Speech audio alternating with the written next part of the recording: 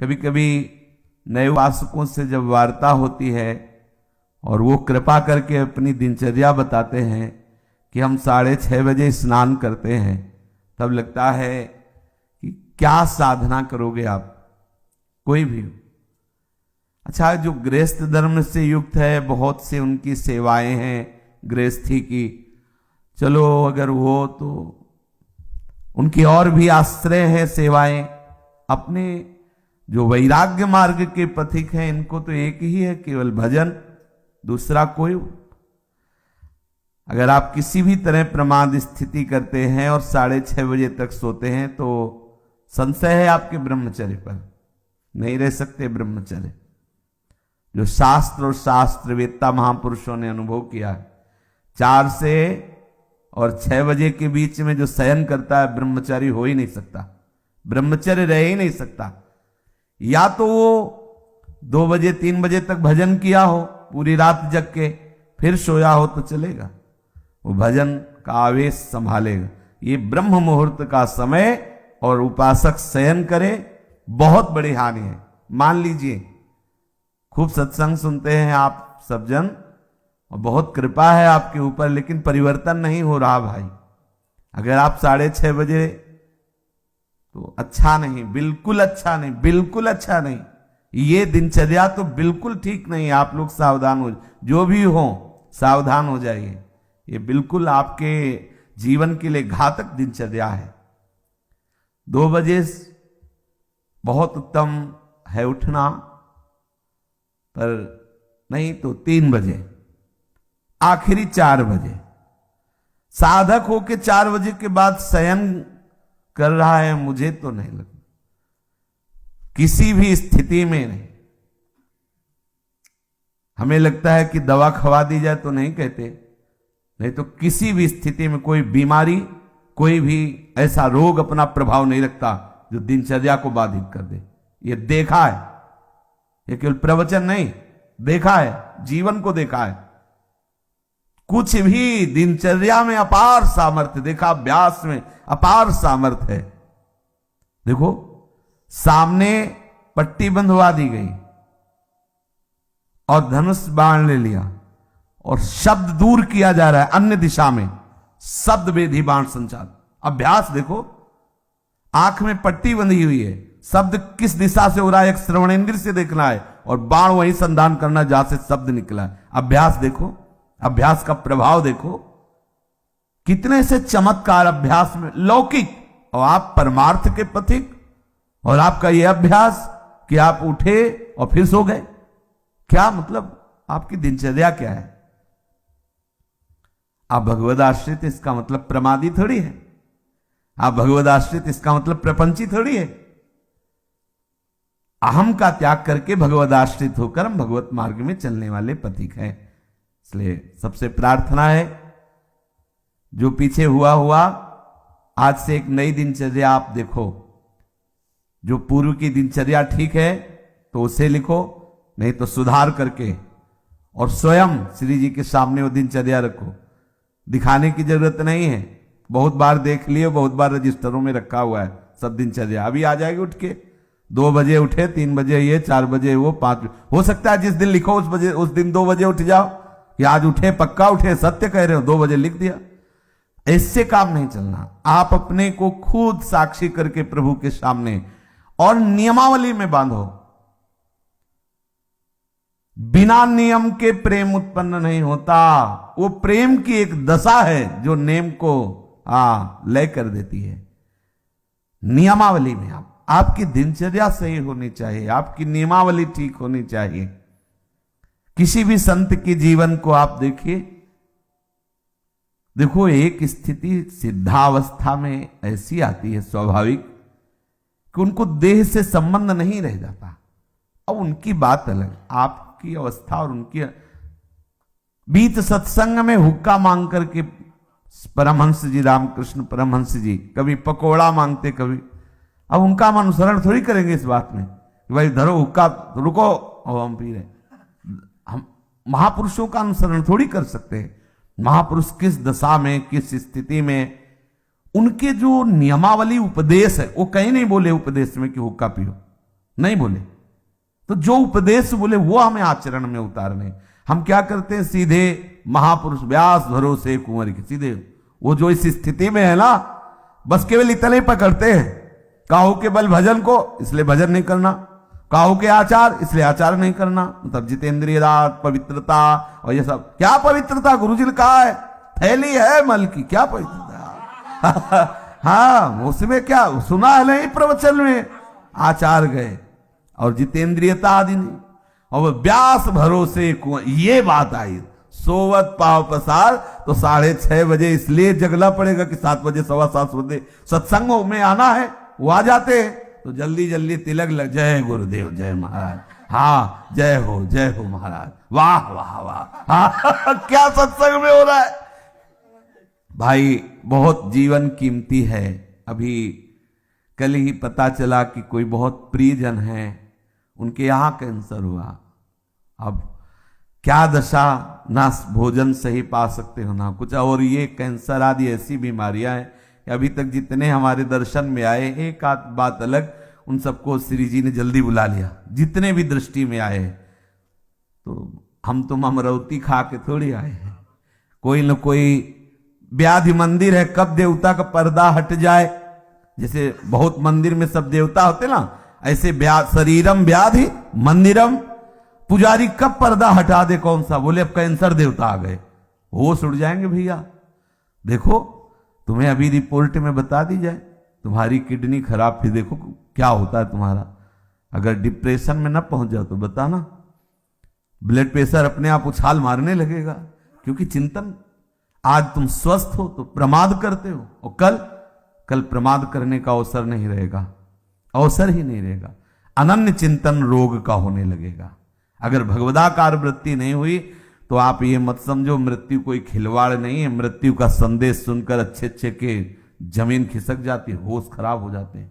Cancer, अब न रात में नींद, न दिन में चैन, अनन्य चिंतन उसी का शुरू। अब क्या करें, घबराहट, थोड़ी थोड़ी देर में मरना है तो जो दुकान मकान पति पुत्र परिवार जितना सब भाई वो सब काटने दौड़ता है, ये सब छूट जाएगा। भजन कोई साधारण वस्तु है। इसलिए भर्तृहरि जी महाराज कह रहे हैं, यावत स्वस्थ वेदम गृहम कलेवरम यावत च दूरे जरा। जब तक बुढ़ापा दूर है, जब तक तुम्हारे शरीर में रोग कोई नहीं हो जा रहा, होगा ऐसा थोड़ी कि तुम कोई लिखवा के लायो कि नहीं होगा। जब ऐसे परमहंस को कैंसर हो सकता है, रामकृष्ण परमहंस जी को, पूज्य भाई जी के उदर में कैंसर हो सकता है, वो फिर अपने लोग तो अधिकारी ही है इस दंड के। अपने लोग तो अधिकारी, न जाने कितने इन भजनानंदी महापुरुषों के शरीर में ऐसी व्याधियां हो सकती है, तो अपने लोगों को तो पूरा रजिस्टर रखा हुआ है। सावधान हो जाइए, प्रमाद मत कीजिए। बहुत बढ़िया अवसर आपको मिला है। भगवत चरणारविंद का आश्रय और सतत जप, ये बिल्कुल खुली दो बातें हैं, ज्यादा इनमें समझने की जरूरत नहीं। अंदर से भगवत आश्रय और जिह्वा से जप, राधा वल्लभ श्री हरिवंश श्री हरिवंश। क्या जाता है भैया? अगर रोज का रोज शाम के हिसाब आपको ना दिखाई दे तो बताना, रोज आपको वैराग्य बढ़ा नजर आएगा, आपको नजर आएगा, अरुचि होने लगे।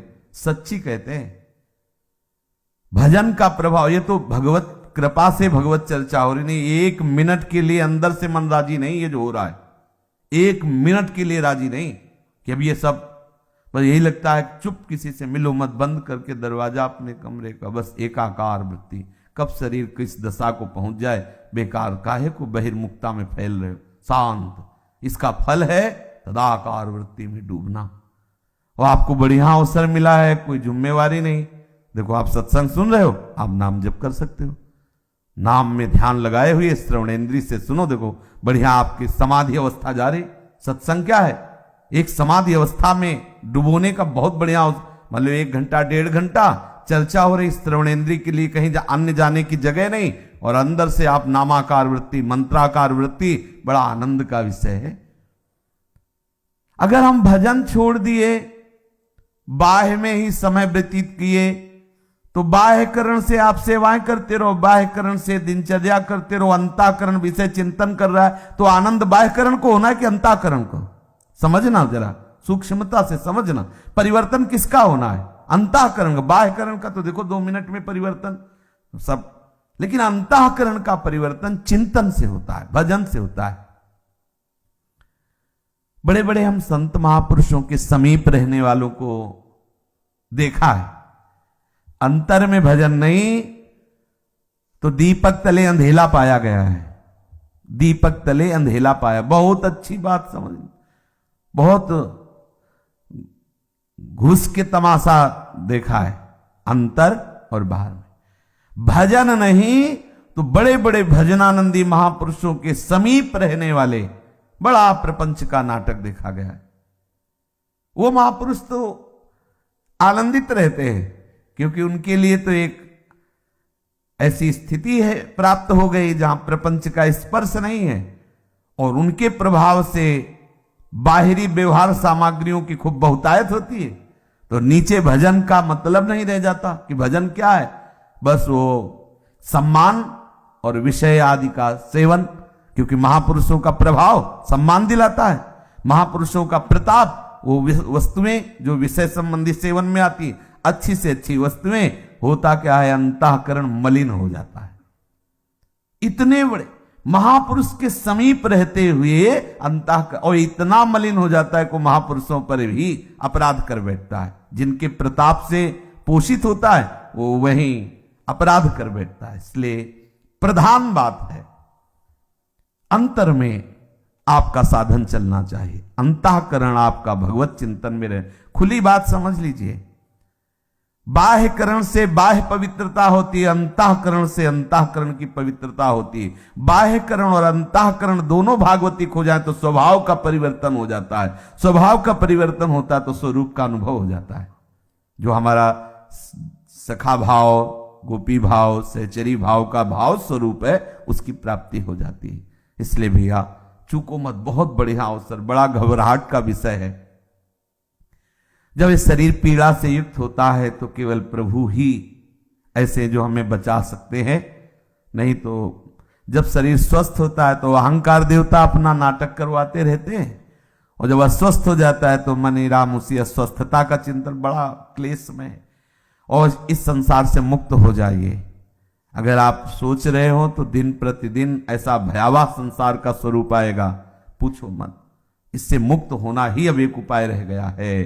अब हम ये नहीं कह सकते कि जन्म जन्म, क्योंकि महामारियां, नाना प्रकार की प्रतिकूलताएं, नाना प्रकार की व्यभिचार, नाना प्रकार के खान पान की मलिनताएं ये कलिकाल में बढ़ती ही चली जाएंगी और उसका प्रभाव पड़ेगा। जैसे बाहर रोड में यदि गंदा कोई इत्र डाल दिया जाए तो उसकी खुशबू सबको आएगी, अच्छा डाल दिया जाए तो अच्छी आएगी। ऐसे ही इस सृष्टि में जो भी भयानक से भयानक आचरण होंगे, जो भी बुरे आचरण होंगे, पूरी सृष्टि पर उसका प्रभाव पड़ता है। अगर कोई बच सकता है तो भजन के प्रभाव से बच सकता है, नहीं तो प्रभाव, जैसे सर्दी का प्रभाव सबके ऊपर पड़ रहा है, पर जो कंबल ओढ़े बच गया। अगर कहीं भी कुछ भी मलिनता का आचरण होता है तो पूरी सृष्टि पर उसका प्रभाव पड़ता है, वो समझ में नहीं आता। अगर कोई बच सकता है कलयुग की कुचाल से तो भजन, केवल भजन, दूसरा कोई उपाय नहीं। भजन करके भगवत धाम में स्थित हो जाओ, प्रभु को प्राप्त हो जाओ, नहीं बहुत दुख भोगना पड़ेगा। अभी प्रमादी मन है तो देख लेंगे, अरे देख लेंगे, होश खराब हो जाते हैं, मृत्यु सुखद लगने लगती है, ऐसे ऐसे कष्ट आते हैं कि वो चाहता कि मुझे कोई मार दो।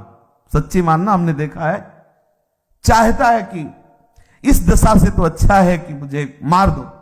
भाई मरना थोड़ी हमारा समाधान होगा, भगवत प्राप्ति समाधान। इसलिए बेचैन हो जाओ भगवत प्राप्ति के लिए। प्रेम की चलो बड़ी ऊंची बात है, लेकिन इतना तो रख लो कि अब प्रभु मुक्त करो इस नरक से, ये नाना प्रकार के क्लेशों से। कितने बंधे इस शरीर में। अरे आप देखो, ज्ञान की बातें चाहे जितनी करो, जब इसकी रिपोर्ट आती है ना तो एक बार चेहरा गिर जाता है, किसी का भी हो।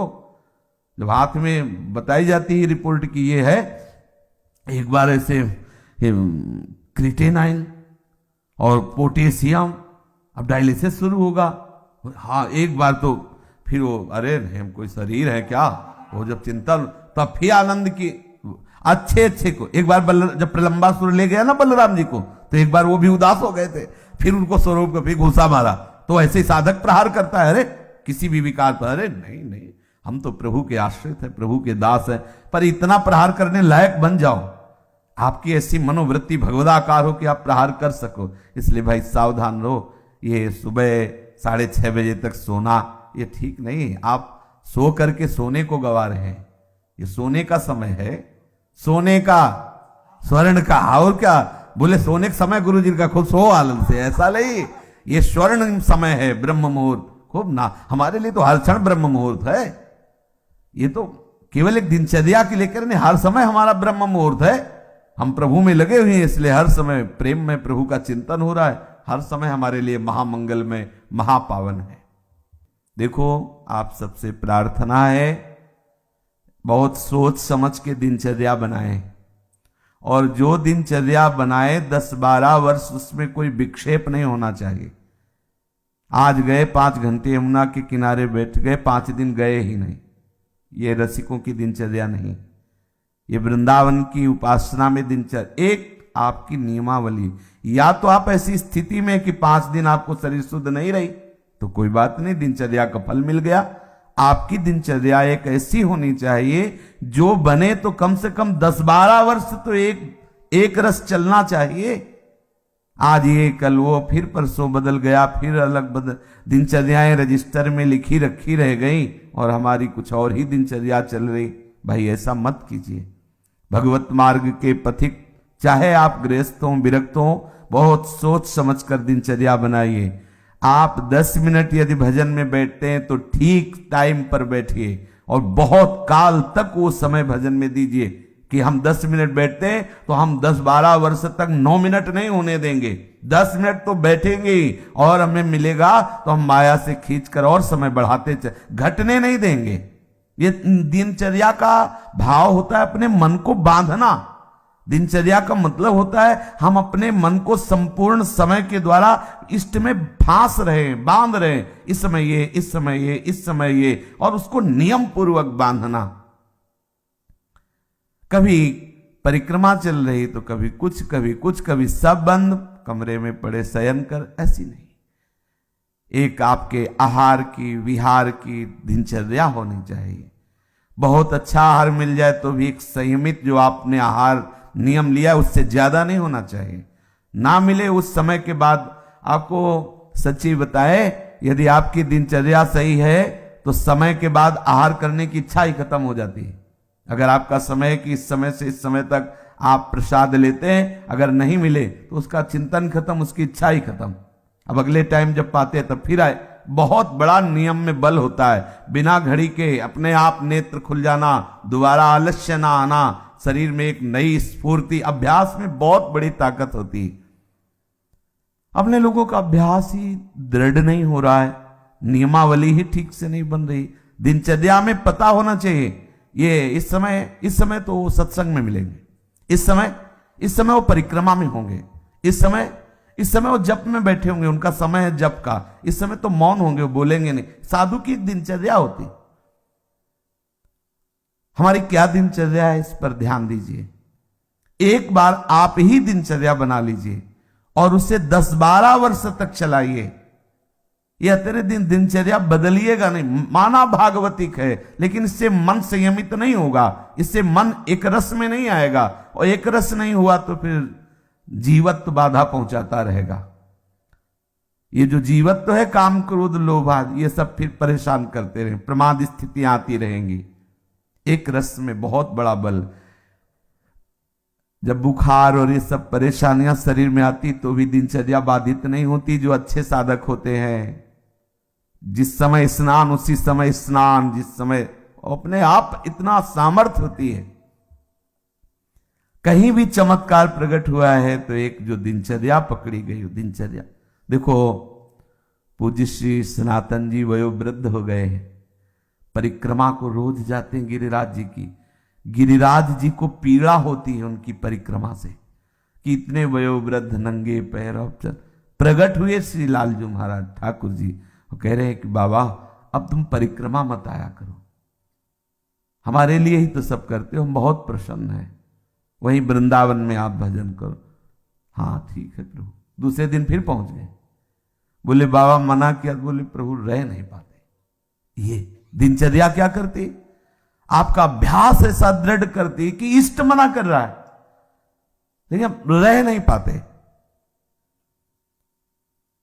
परिणाम क्या हुआ, आज भी उनकी दिनचर्या ने हमको एक बहुत बड़ी सिद्धि दे दी। आज भी आप दर्शन कर सकते हो राधा दामोदर में बंसी का, लकुट का, श्रीचरण का, गाय के खुर का चिन्ह हो, गिरिराज जी की शिला आज भी हो।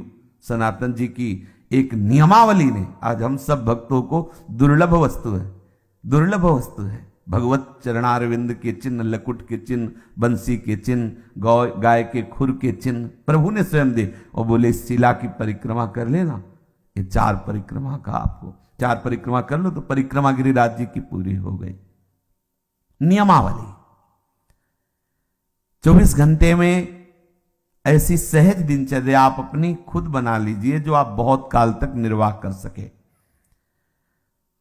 यमुना तट अगर हमारा जाना हुआ तो यमुना तट, बहुत मन हुआ तो नागरीदास जी करें गोवर्धन गिरिराज जी, और बैठो राधा कुंड, देखा है, अनुभव किया है, एक अलौकिक मतलब आकर्षण राधा कुंड में देखा है।